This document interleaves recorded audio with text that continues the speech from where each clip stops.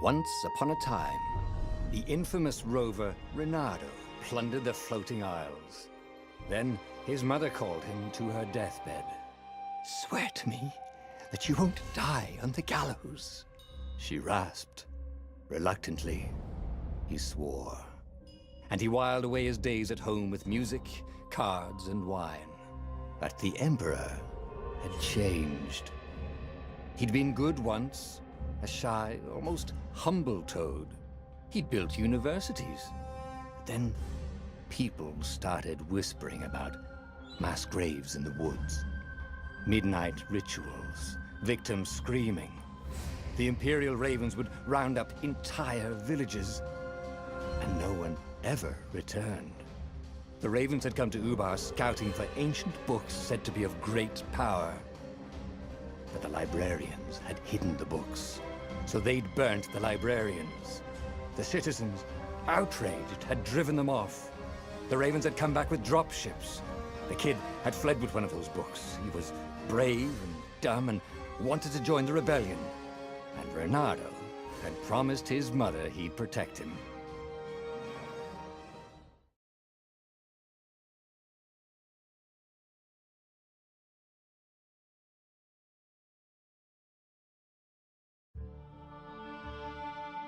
The kid was looking down, watching his city burn.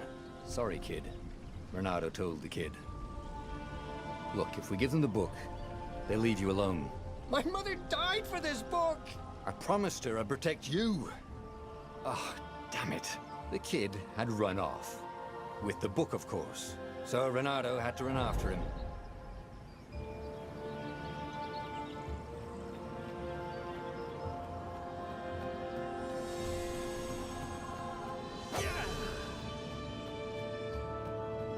The two Ravens were staring at the kid like he was their dinner, which probably was what was in their tiny brains. "Hey," Reynardo said. They cocked their heads at him. "Pick on someone as ugly as you." Wait, that didn't come out right. "For the Emperor!" The Ravens cawed and rushed at him.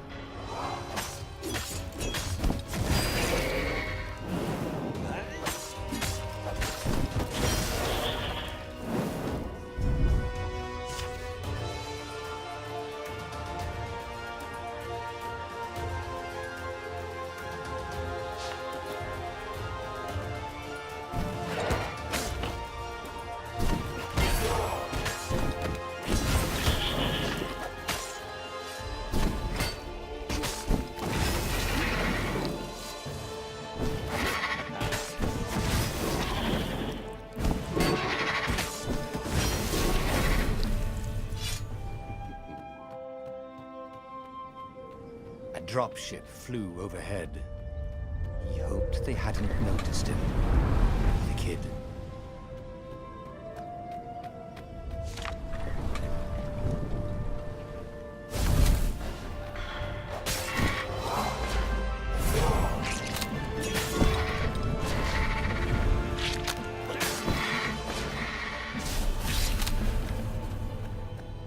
Oh, right. The Gate of Heroes. Someone's idea of a joke, making the skyship docks a gated community. You needed a hero's sword to open it. And the kid was on the other side of the gate. "Who let you through? Promise me you'll take the book to the rebels, or I'm gonna steal your ship." "I'm not taking that damn book anywhere, and neither are you." "Try and stop me," laughed the kid. "I bet you don't even have a hero sword." And with that, the kid hopped away. Had to hand it to the kid. He was an idiot, but he had guts. Where was Reynardo going to get a hero sword? Ore and wind essence? That sounds about right. I'll need a workshop, though. Perfect.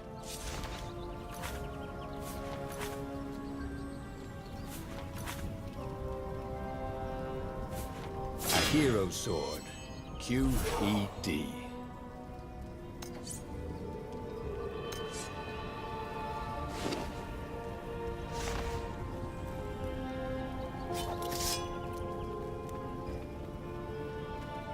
This is what he got for settling down and finding people to care about.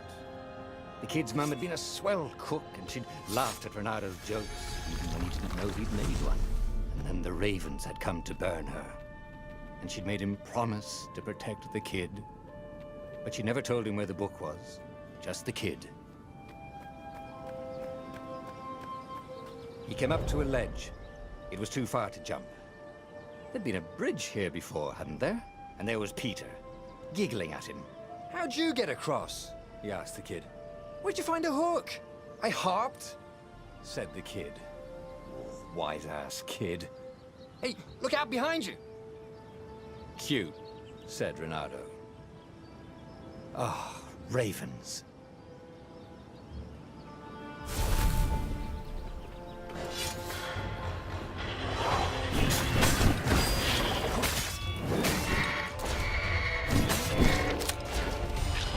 It was time to talk some sense into the kid. Just hook his way across the ledge and chase the kid down. Thing was, he hadn't used his hook since he'd retired. Damn it. Maybe if he meditated at that altar there, he'd remember his old skills.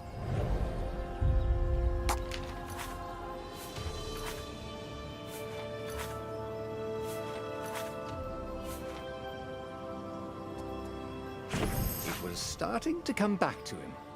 Something you never completely forgot, like how to freeze time when attacking. The more he fought, the more he'd probably remember. And there was the Farfarer. She was the fastest ship he'd ever known. She could do the Kestra run in 12 furlongs. Oh, so the salesman had told him. And something told him the kid was about to walk into an ambush. "Stop!" he shouted. "I'm not giving you the book!" shouted the kid, and took off. "No! Peter!" But the kid ran for it, and a goggler nailed him with its ivy.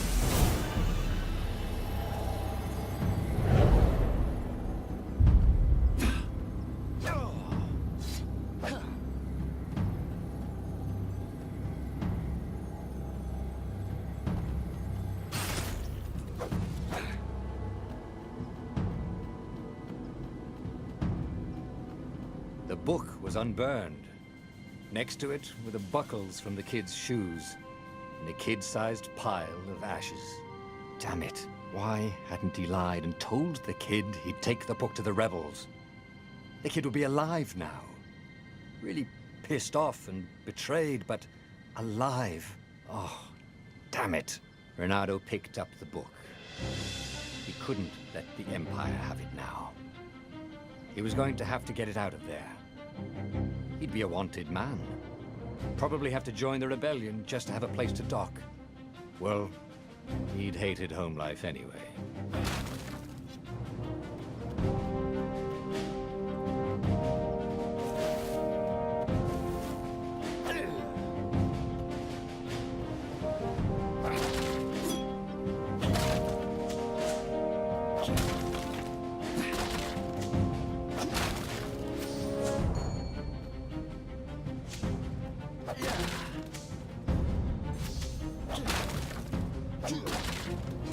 What was the big deal about this book, anyway?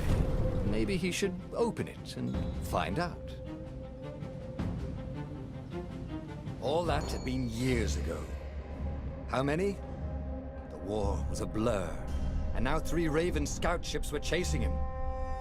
"Where are you running, rebel?" cawed the Raven captain over the loudhailer. Renato could see them cranking up their catapults. "Just going out for milk?" Renato yelled back. "Where can you run?" laughed the Raven horribly. Far behind him, another city was burning. The dark cloud above its island was thousands of Imperial ships. The fleet was doing a thorough job. "Take us to the rebel base! I will spare your life!" it cawed. The entire jury-rigged rebel fleet was only a few islands to the east. Beyond that were only the pillars of heaven. A sea of endless blood-colored tornadoes. The rebellion was out of time. Unless Renato could bring a game-changer.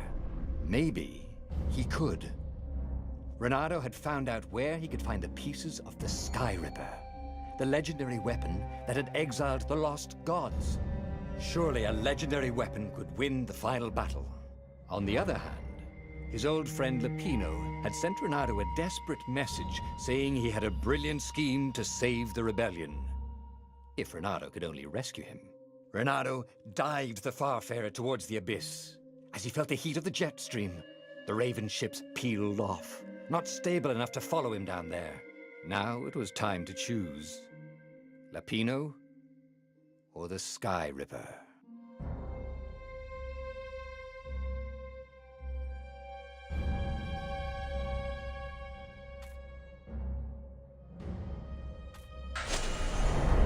Lapino.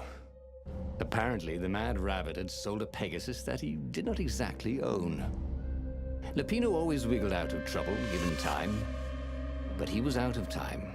The Ravens had figured out that Lapino was a rebel spy. If the fleet reached him first, they'd string him up for that. Never mind the winged horse.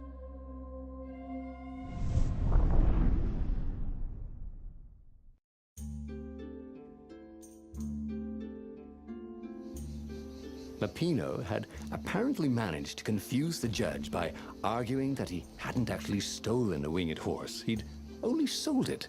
But wait, where was the prison? The village was empty. Had everybody fled the Ravens? Reynardo's blood was up. He just needed to smash something.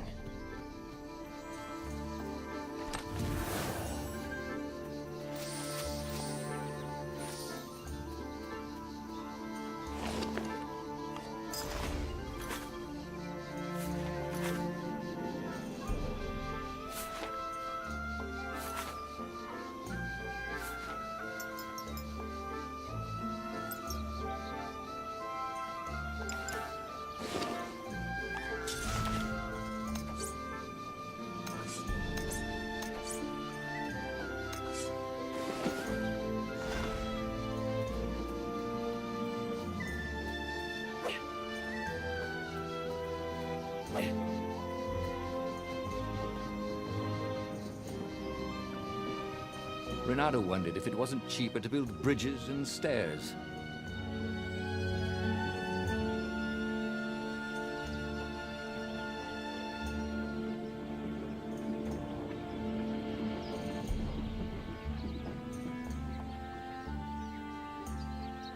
People were frightened these days. Just 2 weeks past, Reynardo had sneaked through an empty town and listened to the Ravens caw about the Emperor's new taste in ritual sacrifice.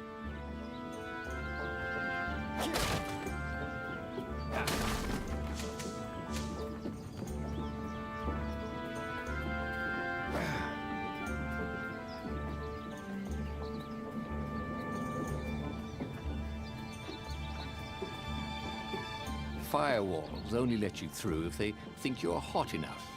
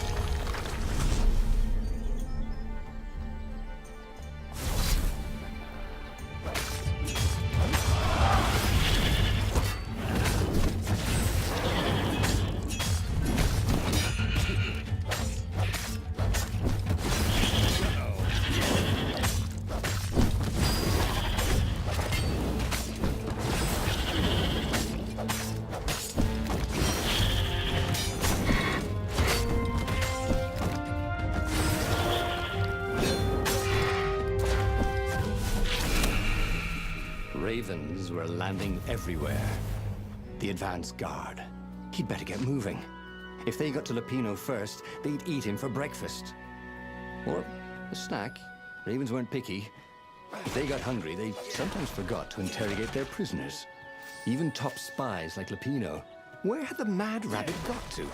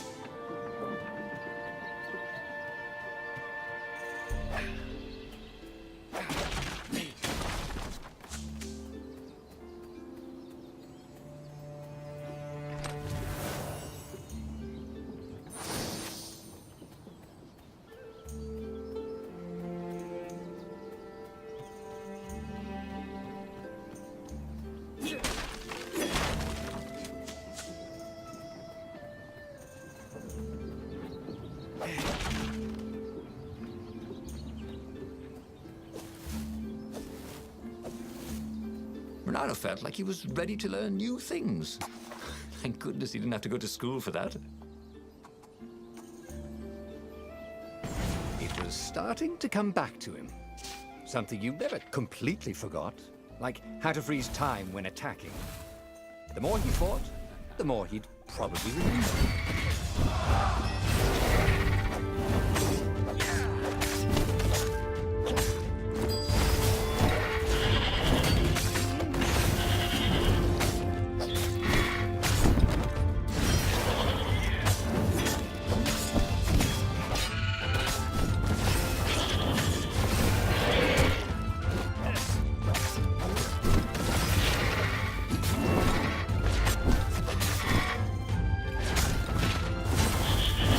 Nothing gets your blood pumping like a bit of killing.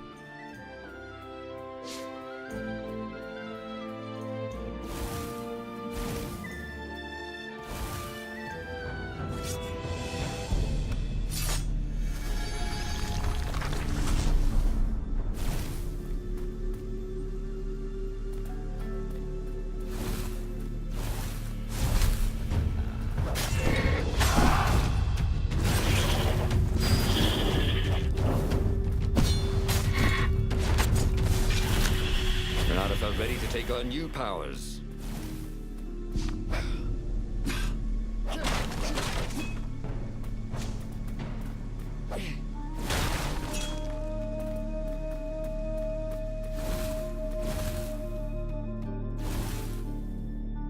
Dirty and bloody, Renato finally reached Lupino.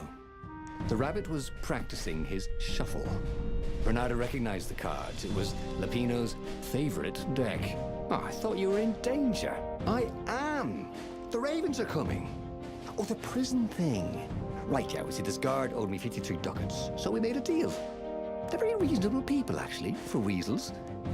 Now, I got a brilliant plan to kidnap Zenobia. We capture Zenobia, we find out what she knows, and that's the whole war right there.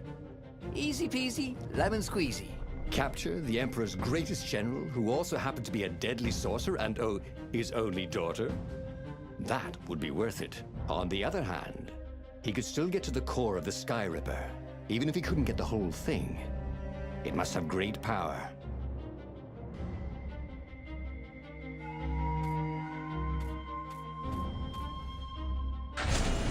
To make the Sky Ripper, the Transcendent Emperor had wrapped an armature around the eye of a god.